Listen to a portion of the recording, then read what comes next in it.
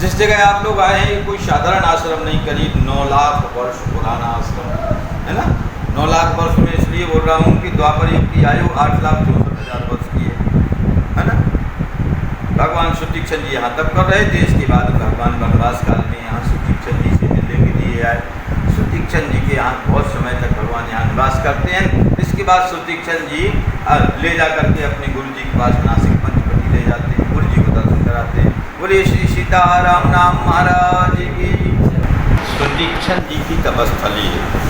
सुतीक्षण जी अगस्त जी के शिष्य थे। रामचरितमानस में बाबा गोस्वामी तुलसीदास जी लिखते हैं, मुनि अगस्त कर शिष्य सुजाना नाम सुतीक्षण रति भगवान। ये मुनि अगस्त के शिष्य थे। सुजान कहते हैं बुद्धिमान को, बड़े बुद्धिमान। रति कहते हैं प्रेम को, भगवान के श्री चरणों में इनकी पक्की निष्ठा है। ये अगस्त जी के यहाँ विद्याध्ययन करते थे। जब इनकी शिक्षा पूर्ण हुई तो अपने गुरु जी से प्रार्थना किए, गुरु जी आपसे जो मैं शिक्षा ग्रहण किया हूँ उससे मैं समस्त प्रकार की दक्षिणा देने में समर्थवान हूँ। आपकी जो इच्छा हो आप मेरे से गुरु दक्षिणा में मांगिए। उनके गुरुजी ने आंख बंद किया और सुतीक्षण के अंतःकरण को देखा।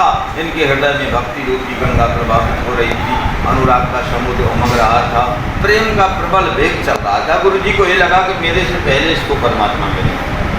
बोले ठीक है, तो गुरु दक्षिणा देना चाहता है तो परमात्मा को मुझे दे दो, ईश्वर का दर्शन मुझे करा दे, यही तेरी गुरु दक्षिणा है। सुतीक्षण के प्रेम की परिपक्वता का प्रमाण यहीं से शुरू होता है। जगत में ये नियम है कि गुरु शिष्य को परमात्मा से मिलाता है, लेकिन आज अगस्त जैसा गुरु सुतीक्षण जैसे सुपात्र शिष्य को पा करके कहता है कि तू मुझे ईश्वर से मिला दे। यहीं से सुतीक्षण की प्रेम की परिपक्वता का प्रमाण शुरू होता है। एक दूसरा कारण आप लोग सुने होंगे, पुनि पुनि चंदन पुनि पुनि पानी सड़ गए सालग्राम मक्का हम जान। ये कथा ऐसी भी संत लोग कहा करते।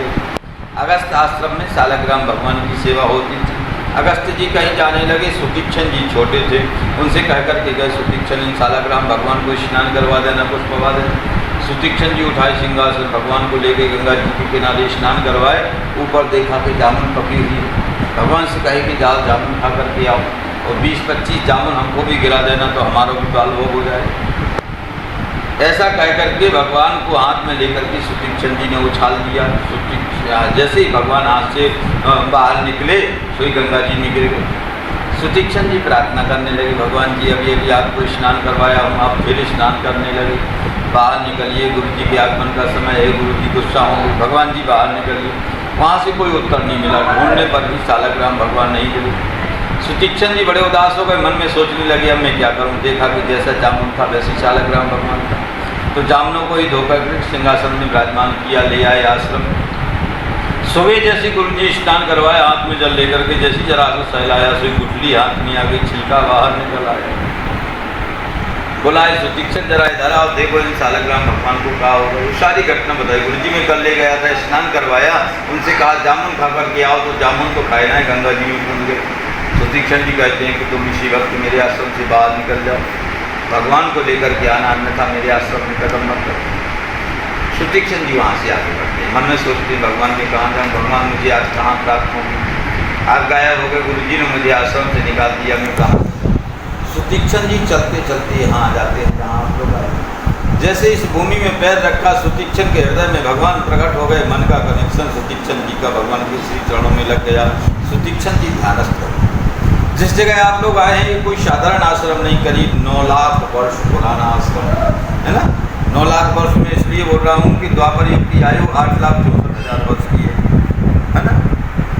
भगवान सुतीक्षण जी यहाँ तप कर रहे थे। इसके बाद भगवान वनवास काल में यहाँ सुतीक्षण जी से मिलने के लिए आए। सुतीक्षण जी के यहाँ बहुत समय तक भगवान यहाँ निवास करते हैं। इसके बाद सुतीक्षण जी ले जा करके अपने गुरु जी के पास नासिक पंचवटी ले जाते हैं, गुरु जी को दर्शन कराते हैं। बोले श्री सीताराम नाम महाराज की।